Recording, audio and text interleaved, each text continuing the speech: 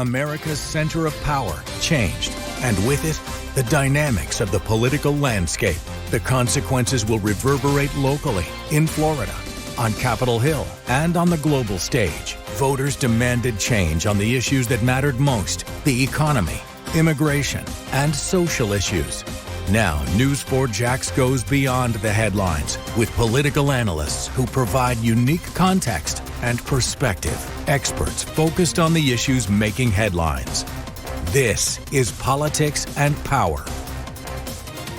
Now that he is President Trump, there is still talk about immigration, forming the cabinet, the economy, but there is still a major focus and a myriad of questions about what's been dubbed his annexation agenda. President Trump in the past criticized U.S. military involvement in other countries and did a complete turnaround in recent weeks, pushing the idea he wants to take over Greenland, reclaim the Panama Canal, and make Canada the 51st state. And he did not rule out the use of military force to do so. And of course, you heard that he is renaming the Gulf of Mexico by executive order, rebranding it the Gulf of America. Unless you've been living under a rock, the moves have not been met kindly by Panamanian, Danish, nor Canadian leaders on many fronts. Canadian Prime Minister Justin Trudeau's response about Canada becoming the 51st state was not a snowball's chance in hell. Welcome to Politics and Power. I'm Bruce Hamilton. Joining me, Nancy Soderberg, former UN ambassador and director of the Public Service Leadership Program at UNF. Appreciate you being here. Boy, a flurry of executive orders and a lot of people talking about what lies ahead. Thanks for joining us on Politics and Power.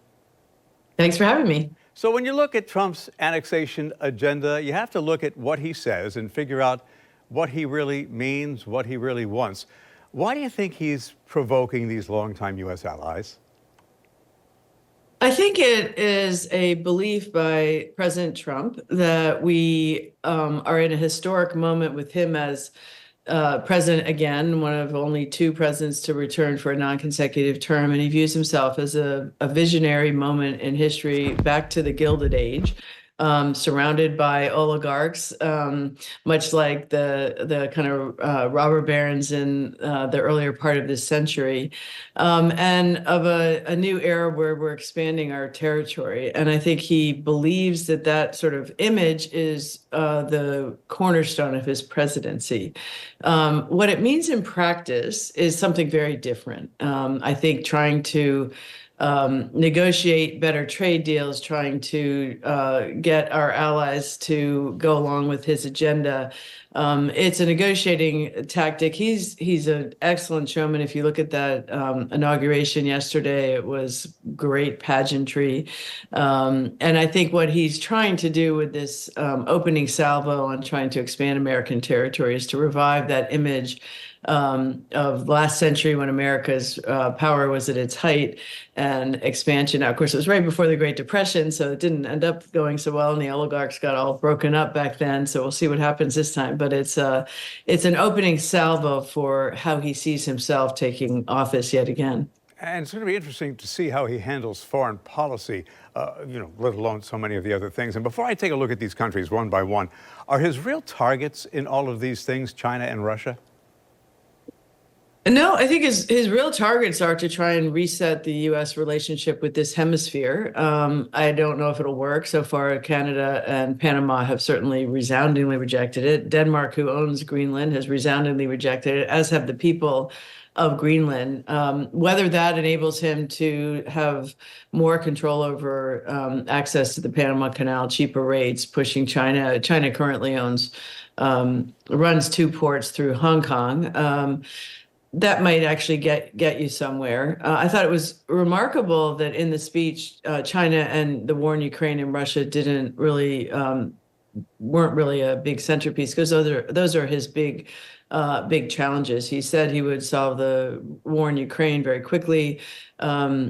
We'll see. And in terms of, I think his biggest challenge is how to manage a growing economic and military power of China. And that's going to be the real test of his presidency. Can he protect American interests in negotiating with a very difficult adversary, China? And we didn't get any insight yesterday into how that would be approached, but very soon that will be front and center on his plate and that of his foreign policy team. All right, so let's take these countries, as I said, one by one. Trump tried to buy Greenland when he was in the White House during his first term. didn't get as much press as it is now. But school of thought is Greenland is vulnerable to what he calls bad actors who are trying to increase their influence and get a greater economic foothold. Who are we talking about here? It's resources. There are not very many people that live on Greenland, so it's really about the access to the resources. And as the Arctic melts, those passageways through that were previously frozen all year round are open during the summer. So it's about trade and the rich minerals there. Whether he could negotiate a deal with Greenland for access to some of those in exchange for payments to the people of Greenland, we'll see. I don't think he really has decided what is his goal there, absent becoming having a 51st state there. So I think it's about the resources, plain and simple. And it's a conversation worth having. Are there ways that we could get Greenland to supply us versus some of our adversaries there? I think that's possible. And so there we'll have to see. My guess is increasing trade and investment with Greenland's a good thing. So if that's what happens, I think that it would be warmly welcomed by not just the people of Greenland, but also the sovereign entities in Denmark. So Denmark does have domain over Greenland. In fact, there's no Danish prime minister who's going to give up Greenland in this day and age. From a defense standpoint, does it have anything to offer the U.S.? Because there are some bases there. Yeah, so I mean, I think having a closer relationship with Greenland that treats it like a sovereign entity is something that will perhaps emerge from this. Honestly, no one knows, so we're all guessing. But there are a lot of unknowns about this presidency. As you read the commentary from all the speeches from yesterday, no one really knows what's going to happen. The first term of the president is a very good indicator of what's likely to happen. He tried to buy Greenland last time, but didn't really negotiate access to more of the resources, more of the military. But I could see that happening. I think as the Russian war in Ukraine changed a lot of the equation of the security of our European allies. Most of them are meeting their commitment for 2% of their GDP going to NATO. Most of them are understanding of the need to reinforce NATO, to stay united against Russia's incursion into Ukraine, because if Russia wins in Ukraine, it won't stop there. Everyone knows that.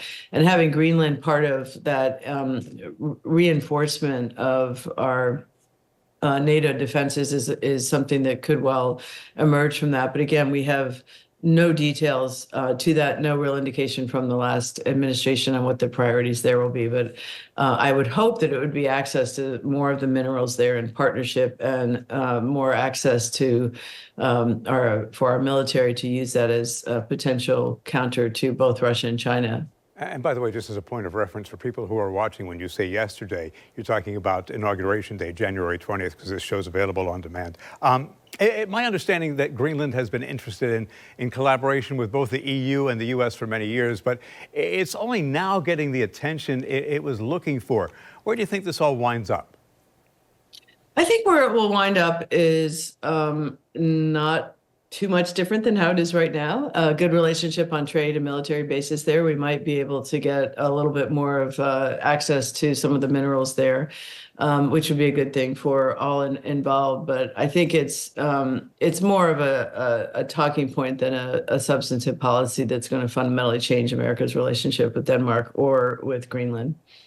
All right, let's move on to Panama. The president, 47, for years made no secret of the fact that he didn't think President Carter should have returned control of the Panama Canal to the Panamanians.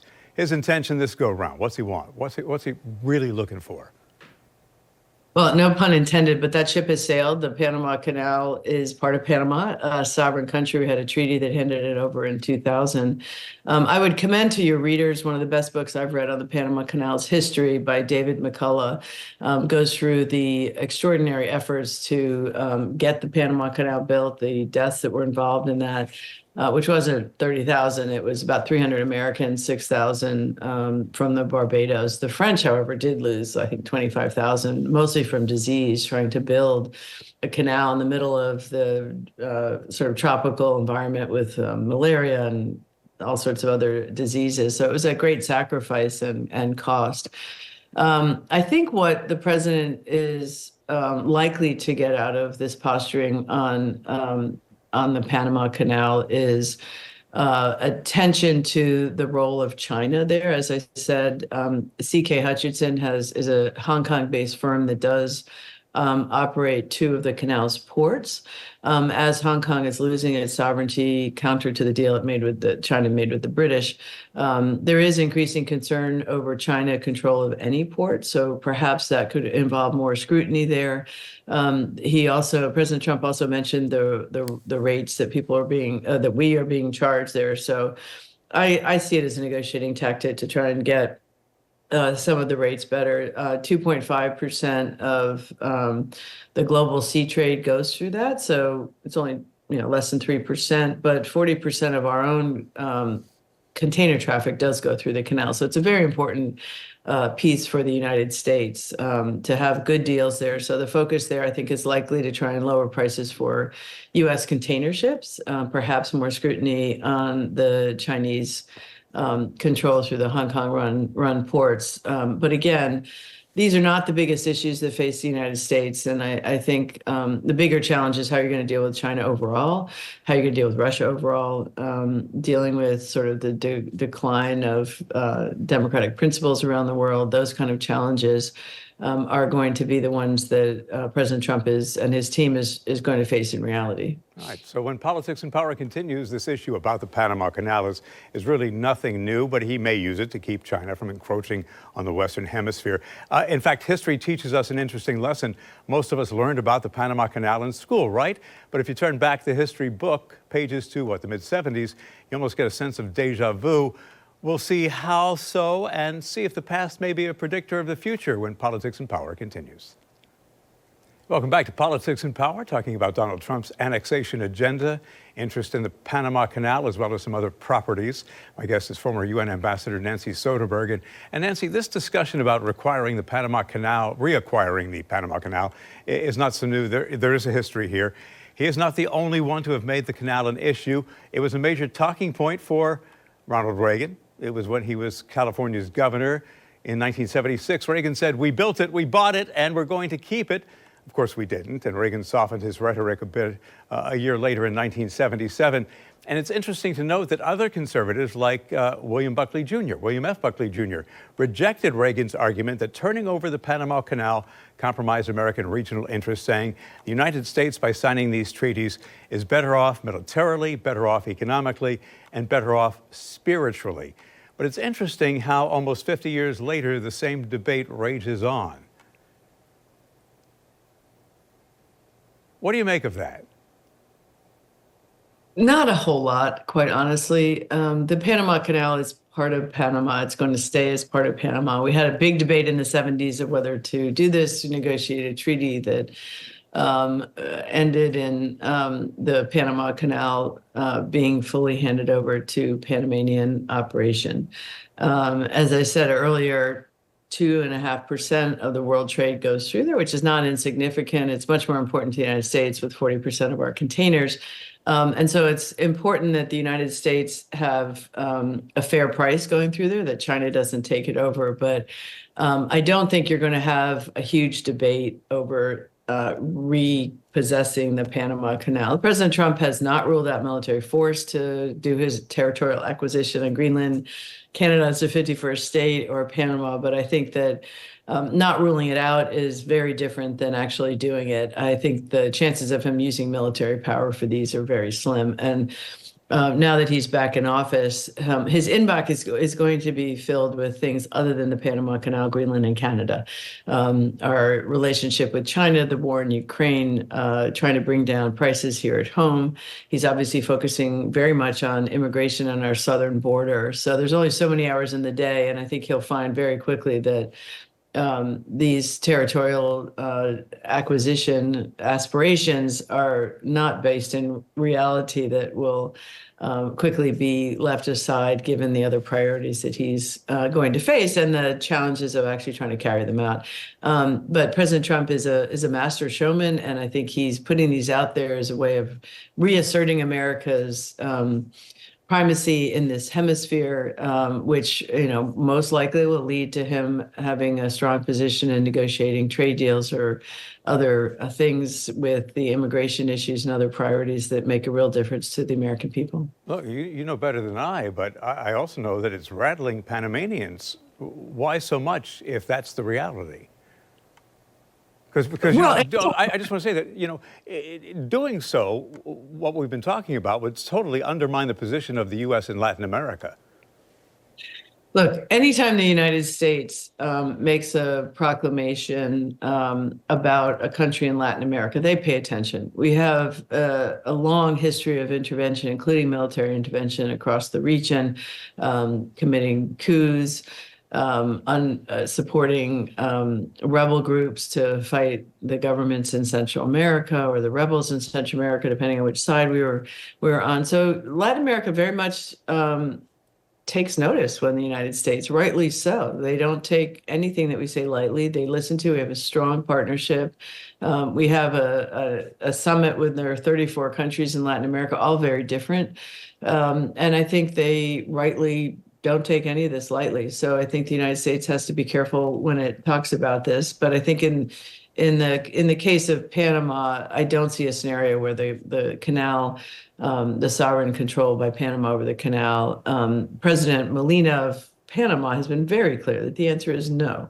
Again, that the ownership ship has sailed on the Panama Canal, but it doesn't mean we can't negotiate better access, more favorable terms. And I think it's a salvo to the whole region that we want better deals on trade, more focus on the U.S. interest there. And that could well be resulting in better deals for the United States. We'll just have to see. Well, so Ramon Escobar, who until September served on the National Security Council and is currently the managing director of Acton, which is a global security firm, said in an interview in the New York Times that Trump may wind up pushing Panama away at a time when there's a real opportunity to get Panama back into our orbit.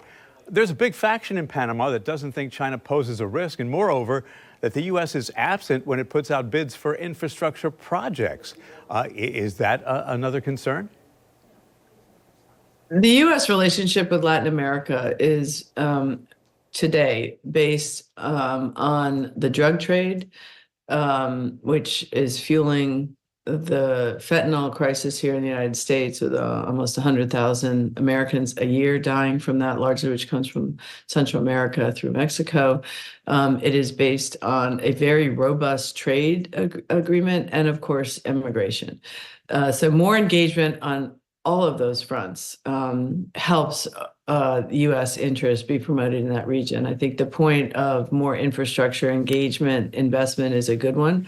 And also, you're not going to solve the immigration problem without dealing with the drivers of that immigration, which is drug and gang violence in Central America, which is driven by our demand for drugs in large part, as well as our sale of weapons that fuel the violence there. So you have to look at it as a whole region. You can't just take one piece of that puzzle.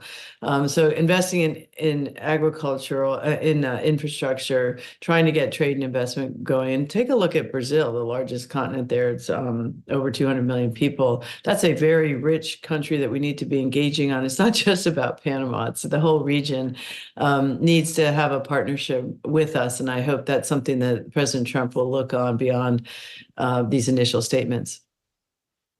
Neighbors to the north, Canadians will tell you that Trump's talk about becoming the 51st state just is not funny anymore. Canada's finance minister, Dominic LeBlanc, said the joke is over. It's a way for him, I think, to sow confusion, agitate people, to create chaos, knowing this will happen. At the root of all of this is the tariff threat, which was really leveled to get Canada to increase border security. Trump threatened a sweeping 25% tariff on all Canadian products. He said he's going to start imposing them February 1st. He's been repeating a false claim that the U.S. has a trade deal with Canada. Fact is, the United States has an overall trade surplus with Canada. Again, he's mischaracterizing things. What's going on here? I think it's, again, an effort for the president to make it clear that he's back and he has a different agenda than his predecessors, carrying on much of the rhetoric they had in his first term.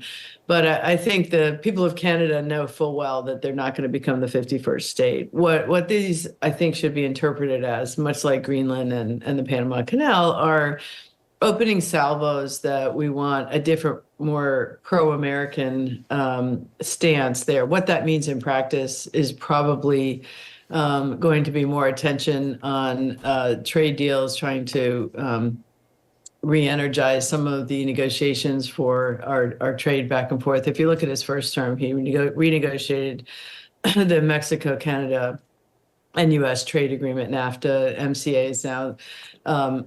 The sort of improvements that needed it. These things need to be refreshed every 10 or 15 years. So it was a better deal after that. Is it significantly different? No. So I think you'll have the same thing here, slightly better. There's nothing wrong with renegotiating our relationships there, but slapping on these massive tariffs, I think, is not a realistic approach there, and I suspect will not be implemented. The fact that Justin Trudeau, the Canadian leader, came down immediately to Mar-a-Lago shows you how seriously they take it.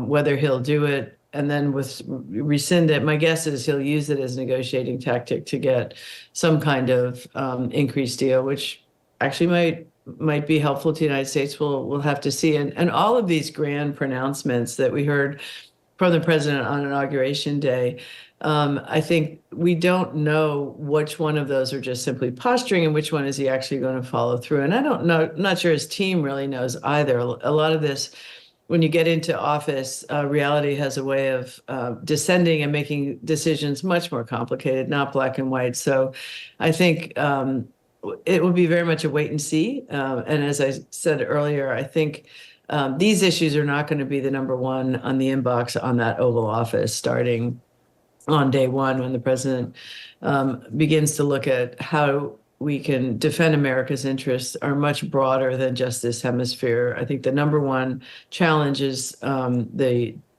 increased militarization of China, its increased taking over the South China Sea, its effort to dramatically increase its nuclear arsenal. And then, of course, you've got Russia, which, depending on what happens in Ukraine, could expand to other countries in the region, very much a threat to our allies in NATO and across Europe. So I think that's going to be what's number one on his inbox on the foreign policy front. And I think what is going to focus him most directly and urgently is the inflation that we're still feeling from the pandemic. I think people need to really reflect on the fact that the impact of the pandemic on our society is still very much with us. The high inflation that we suffered there is still lingering around.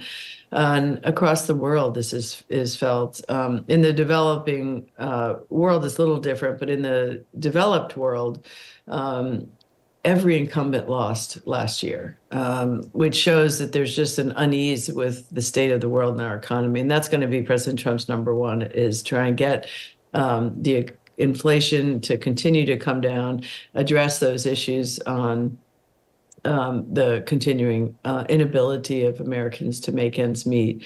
Inflation is actually way down, but the impact of the lingering high prices still are here. So inflation can come down, but the prices are still quite high, and that's going to be his number one challenge. And that is not a simple choice. So he'll have to focus on that first and foremost before these other issues even get meetings. Yeah, no doubt, because we know that the Fed has brought down interest rates, but the prevailing interest rate that people are paying on credit cards, what they're paying at the grocery store, and what they're paying at the pump keeps on going up. So that is the number one concern for Americans. And you brought up Ukraine. It's interesting to see that President Zelensky has changed his tactics. He's taken to flattering Donald Trump, hoping that, he'll convince him to continue supporting Ukraine in its war against Russia. And of course, the Middle East is a big equation here, waiting to see what happens next in that chapter.